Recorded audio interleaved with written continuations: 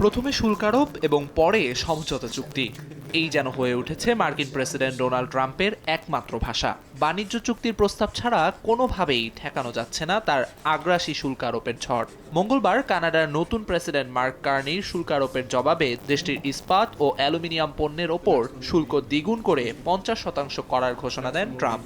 এ ঘোষণায় দুই দেশের ব্যবসায়ীদের মধ্যে উত্তেজনা সৃষ্টি হলে অন্টারিওর প্রিমিয়ার ডগ ফোর্ড, যুক্তরাষ্ট্রের মিশিগান, নিউ ইয়র্ক এবং মিনেসোটা অঙ্গরাজ্যে বিদ্যুৎ রফতানির ওপর শুল্ক আরোপের সিদ্ধান্ত সাময়িকভাবে স্থগিত করেন। একই সঙ্গে অন্টারিওর সঙ্গে যুক্তরাষ্ট্রের বাণিজ্য চুক্তির প্রস্তাব দেয়। তার এই প্রস্তাবে রাজি হয়ে দেশটির ওপর আরোপিত নতুন 50% শুল্ক আরোপের সিদ্ধান্ত স্থগিত করে হোয়াইট হাউস। তবে বাণিজ্য যুদ্ধ বড় আকার ধারণ করলে যুক্তরাষ্ট্রের তেল রফতানি বন্ধ করে দিতে পারে কানাডা বলে জানিয়েছেন দেশটির জ্বালানি মন্ত্রী জোনাথন উইলকিনসন। অস্ট্রেলিয়ার প্রধানমন্ত্রী অ্যান্থনি আলবানিজ জানিয়েছেন মার্কিন পণ্যের ওপর কোনো ধরনের পাল্টা শুল্ক আরোপ করবে না তার প্রশাসন। এদিকে আবারও মার্কিন ধনকুবের এলন মাস্কের প্রতি নিজের বন্ধুত্বের প্রমাণ দিলেন ট্রাম্প।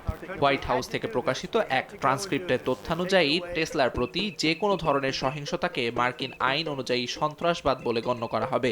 বিশ্বজুড়ে টেসলা বিরোধী আন্দোলন এবং শেয়ার বাজারে দরপতনের পর এমন সিদ্ধান্ত নিয়েছেন ট্রাম্প। তার মতে যুক্তরাষ্ট্রের স্বার্থে নিজের প্রতিষ্ঠানের ভবিষ্যৎ হুমকির মুখে ফেলেছেন মাস্ক। তাই তার প্রতি সমর্থন জানাতে নিজে টেসলার নতুন মডেলের একটি গাড়ি কেনারও প্রতিশ্রুতি দিয়েছেন প্রেসিডেন্ট ট্রাম্প।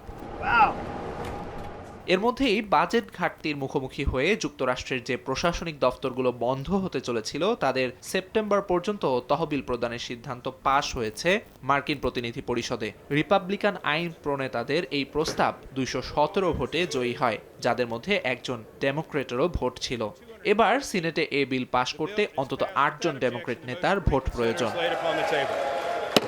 আমিরুল ইসলাম আলিফ, সময় সংবাদ।